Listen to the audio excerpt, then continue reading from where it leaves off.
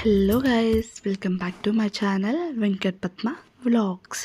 ఇవాళ అయితే తిరుమల వ్లాగింగ్ అనమాట. ఇది మేము హైదరాబాద్ నుంచి అయితే తిరుమలకి స్టార్ట్ అయ్యాము. ఇది అన్ప్లాన్డ్ యాక్చువల్లీ ట్రావెలింగ్ ప్లాన్.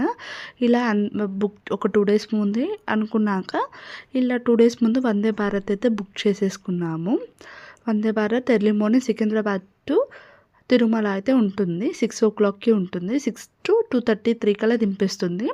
ఎక్కిన ఒక 15-20 minutesకి మా టిఫిన్ తీసేసుకున్నాము.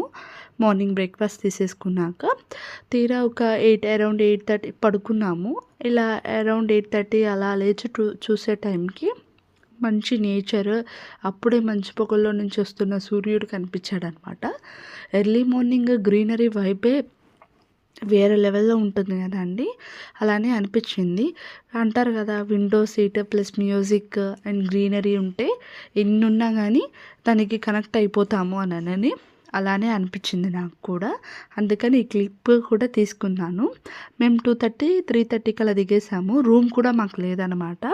దిగిన వెంటనే మేమేం చేసామంటే కింద రైల్వే స్టేషన్ దగ్గరలోనే ఉంటుంది విష్ణు నివాసంకి అయితే వెళ్ళిపోయాము. ఫ్యామిలీకి ఉంటేనే అండ్ ఫ్యామిలీకి కూడా ఆధార్ కార్డ్స్ కంపల్సరీ తీసుకోవాలండి. రూమ్ ఇవ్వాలంటే ఫస్ట్ కండిషన్ మనం ఫ్యామిలీతో ఉండాలి. సింగిల్స్కి బ్యాచిలర్స్కి ఇవ్వరు, ఫ్యామిలీ అయితేనే ఇస్తారు. సో ఫ్యామిలీ ఉన్నాక వాళ్ళ ఆధార్ కార్డ్స్ కలెక్ట్ చేసుకొని 1.5 hour తర్వాత మనకు ఒక ఇలా టోకెన్స్ ఒక స్లిప్ ఇస్తారు రాయమని చెప్పి రూమ్ కోసం. మన డీటెయిల్స్ అన్నీ ఎంటర్ చేయాలి అందులో. అలా ఎంటర్ చేసిన తర్వాత మనకైతే రూమ్ కీస్ ఇచ్చేస్తారు. మేమైతే అరౌండ్ మేము 3 దిగాం కదా, మాకు రూమ్ వచ్చేటప్పటికి 4:35, 5:30 అయిపోయింది. సో ఇలా ఎంటర్ అవ్వగానే మాకు ఆ స్వామి దర్శనం ఇక్కడే చిన్న రూపంలో అయితే దర్శనం అయిపోయింది. 11:30 నుంచి అయితే మాకు ఫ్రీ దర్శనంకి టికెట్స్ అయితే ఇస్తుంటే ఇలా క్యూ లైన్లోకి వెళ్ళిపోయాము. మేమైతే 2 o'clockకి టికెట్స్ కలెక్ట్ చేసుకున్నాం. మాకు వచ్చిన స్లాట్ 12 o'clock అనమాట. సో ఆ టైం దాకా మేము ఖాళీగా ఉండి ఏం చేస్తాం? 12 o'clock అంటే అటు వెళ్ళలేము, అక్కడ ఆపేస్తారేమో, ఉండిపోతామేమో అని భయము. అండ్ మళ్ళీ టైం వేస్ట్ అయిపోతుంది ఎందుకని చెప్పి కాణిపాకంకి వెళ్ళిపోయాము. స్వామి దర్శనం కూడా చాలా ఎర్లీ మార్నింగ్ దర్శనం చాలా బాగా అయిందండి.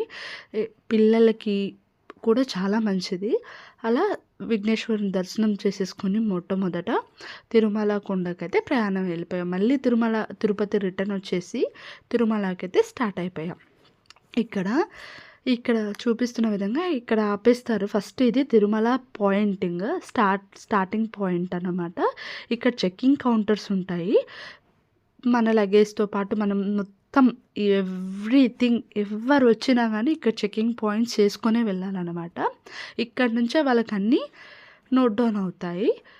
సో కొండ ఎక్కేటప్పుడు ఒక 20 minutesలో ఎక్కేయచ్చు. కానీ మాకు తెలిసిన నాలెడ్జ్ ప్రకారం, మేము ఈ ట్రిప్లో ఒక నాలెడ్జ్ ప్రకారం కొండ దిగేటప్పుడు 40 minutes 45 minutesకి దిగాలంటండి. లేకపోతే అలా చేయని పక్షంలో ముందుగానే కానీ దిగేస్తే కొండ వాళ్ళ రూల్స్ పాటించకుండా కొన్ని మెట్లు స్వామి అనేవి ఎక్కి దాంట్లో ఆ ఫైన్ వేసిన అమౌంట్లో హాఫ్ ఆఫ్ అమౌంట్ స్వామివారి హుండీలో వేయాలంట. ఈ సిస్టమ్ నాకు చాలా బాగా నచ్చింది. సో అలా తిరుమలకి వెళ్ళిపోగానే ఫ్రీ బస్ పట్టేసుకొని మళ్ళీ అయితే వెళ్ళిపోయామన్నమాట. తిరుమల వెళ్ళాక స్వామి దర్శనం చేసుకొని బయటకు వచ్చేటప్పటికి మాకు 6:30 అయింది. ఇంకా అక్కడ లగేజెస్ అన్నీ తీసుకొచ్చేటప్పుడు 7:30 అయింది. మా బస్సు మళ్ళీ 9:30కి ఉందన్నమాట. మేము హైదరాబాద్కి రావాల్సిన బస్సు. సో అది ఎక్కేసి వచ్చేసామంట. Happy journey. ఇదండి స్మాల్ వ్లాగ్. ఏదైనా తప్పులు ఉంటే క్షమించండి.